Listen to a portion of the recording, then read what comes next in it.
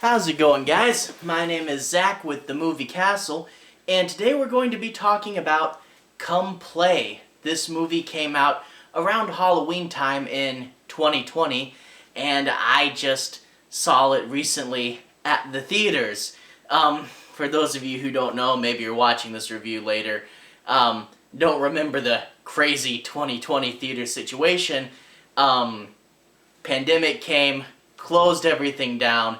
Things got good enough for a lot of theaters to reopen, but not at capacity, and also a lot of people a little scared to necessarily go back out in public, and this has led to only a few movies getting released, usually smaller, more independent-based stuff, and these smaller movies go in there with a little competition, so in turn, you get a movie like Come Play, released around Halloween, smaller movie, still getting played in theaters well into January. It's become, one of the horror movies the theaters have been showing for the past couple months. It's a crazy situation out there. Obviously, wish everybody the best and hope we come out of this real soon. But anyway, this movie is directed by Jacob Chase and stars Azhy Robertson, Gillian Jacobs, and John Gallagher. Sorry if I mispronounced any of those names. And is a horror movie about this creepy monster that lives in the internet. I'm going to go ahead and talk a little bit about the movie's plot. I'll avoid any major spoilers, but I do want to, talk about certain plot points, say my piece on them, as well as give you guys a basic understanding of this movie and what it's about. But I'll avoid the major spoilers. You start off with this kid. He's having a hard time because he's autistic. He doesn't talk really well. They're trying to teach him to talk and write, but he's developmentally in those areas a little held back. He has his telephone that he uses more than other kids. He's allowed to use it in class because it's like his only way to communicate. He has a bunch of little buttons with icons as to what the word means and the word underneath it, and he can push the button to assemble sentences and then push the speak to speak through the phone, and he can communicate through to other people that way. So he is more bound to his technology than, say, a lot of other people are. In addition to that, quite common with autistic kids, he is hyper-focusing on something. He is literally watching SpongeBob in all of his free time, kind of getting hyper-obsessed with the show and knowing every little detail about it and just constantly watching it over and over. In addition to that, the parents are having a really stressful time, and it looks like their marriage is beginning to dissolve and they are separating. The kid has no friends. They tried to get him to be friends with this other kid, and that ended when they had a bit of an altercation and he punched the other kid, and now progress is going very slow, but they are getting him to write a little bit and trying to sound out his letters. But all this is going on, and one day he looks down at his phone and he finds that he's gotten a haunted ebook that appears, which is kind of a bit of an odd concept. We have had several haunted books, probably one of the first haunted ebooks, Misunderstood Monsters, that tells the story of Larry, a big, tall, creepy monster that is lonely. He wants a friend, and quite unfortunately, he wants to take that friend away all for himself and pull him out of the world and into his world. You get a bunch of cool stuff about, how, technology is like windows and you can see into other worlds there, and how Larry is kind of a representation of, modern loneliness, and that's pretty interesting. But anyway, Larry begins to haunt this kid, to try to pull him into his world, and great creepy stuff happens, not just around the kid, but to the people around him, especially when they get in Larry's way. He's going to have to do something about that. And there's a really fun scene with a bunch of the kids later on. Some really good scares. But the question is, how can you make other people believe this is real? It takes a while to get the mom believing the kid. And then when the mom believes the kid, how do they get the dad to believe? How do they get any authority figures to believe? And then once you have this, once you have people helping you, just what do you do? Can you destroy all the technology, all the electricity? Can you live without it, And how do you defeat this thing? And it is a pretty interesting movie.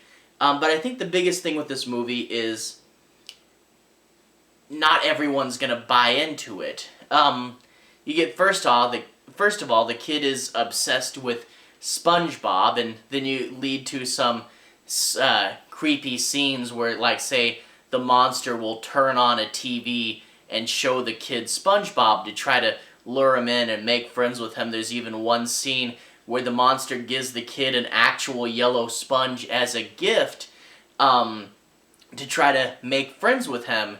And, this is a creepy monster reaching out, trying to make friends with this kid, and that is knowing that there's danger behind this is really creepy. But some people, just when they see a kid obsessed with SpongeBob, that might be enough to go, whatever. But there is also going to be some people that, when the scary scene is SpongeBob playing on the TV, they might just not accept that SpongeBob. That can't be scary.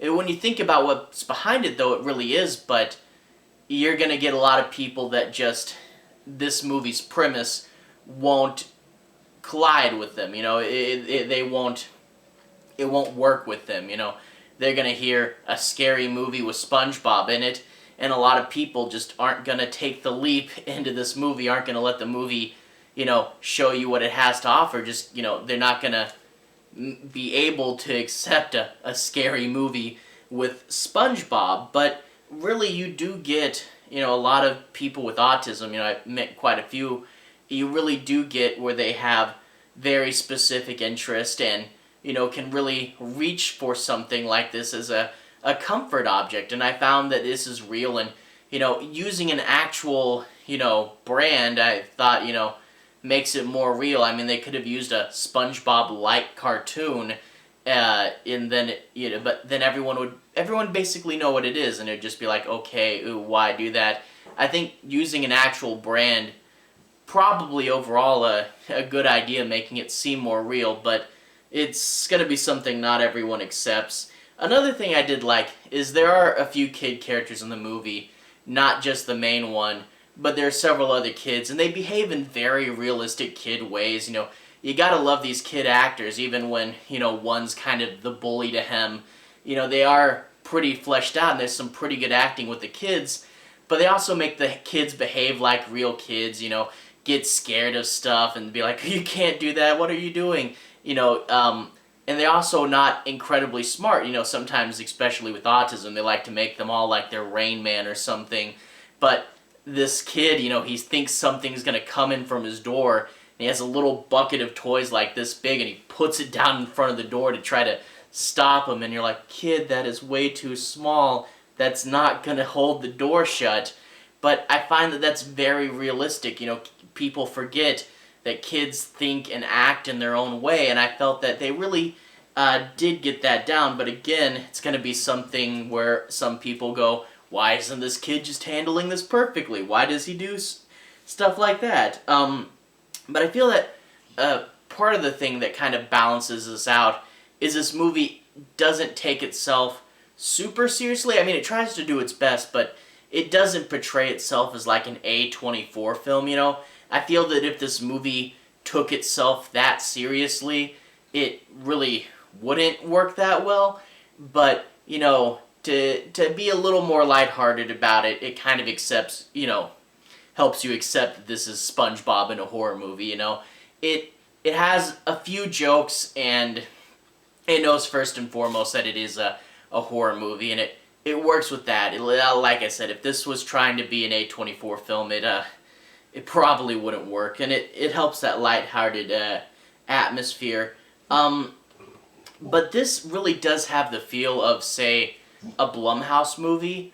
At first, I thought I watched it, and I didn't see the Blumhouse logos at the beginning, but I'm getting halfway through, and I'm like, is this a Blumhouse movie? And I don't think it is, but if you know the Blumhouse feel, really does have that, the whole ghost comes in, how do you defeat it, relatively every so often there'll be a scare, and I know, again, some people aren't they're like, another Blumhouse formula movie, but again, if you can get past that, it's pretty fun. So while this movie does have faults, I was really expecting very, very little about it, but to have a movie that actually has some points to it, they talk a lot about how technology is creating a more lonely environment in some aspects, and to see a kid that's forced to rely on it more than others and kind of going into this head on, I feel like if it was just some kid with a phone and it wasn't that he had to do it, it probably would have been a really annoying caricature of a technology-obsessed kid. But by putting a kid that has to use it, kind of you're like, oh man, he's thrust into this world, but he's not really the big faults, he's not really what we say when we think of a technology-obsessed kid, and there is really a lot with that, with the technology and the kid and trying to get the kid to, come out of his shell. There really is a lot of good stuff and a lot more hard work than you would think, and a lot more than you would think was, say, a typical Blumhouse-styled movie. Again, this is not actually Blumhouse, I don't think, but there is more work and more ideas than a typical one, and I went in expecting a so-so movie, and this is actually significantly better than that. I think in a few years this might start to have kind of a cult following behind it, but overall pretty good, not amazing, but you look at what they're going for, they accomplished it pretty well, and it was fun all the way through. A few good scares, a interesting enough creature, and not just the creature, but what he represents. And it's not the biggest thing ever, but I felt it was actually a really fun movie, quite a bit better than I expected it would be. And hey, not too much else in theaters now, so if you want to see a good movie, reminisce about the old days, when there'd be 6 Blumhouse movies a year. Anyway, it was fun. Not the best thing ever, but pretty fun. And I definitely recommend it if you want to get out and see a movie. But anyway, to everyone who's watched so far, thank you for watching. To everyone who's liked and subscribed, thank you. You're really helping the channel out. I do about 95% horror movies on here, so if that sounds like something you're interested in, I definitely recommend sticking around. I'll be back again with more horror movies very, very soon, and I'll put a relevant playlist down here, down at the bottom, so if you want to see more videos, there's some right there. Anyway, have a good day, and I'll see you guys again very, very soon.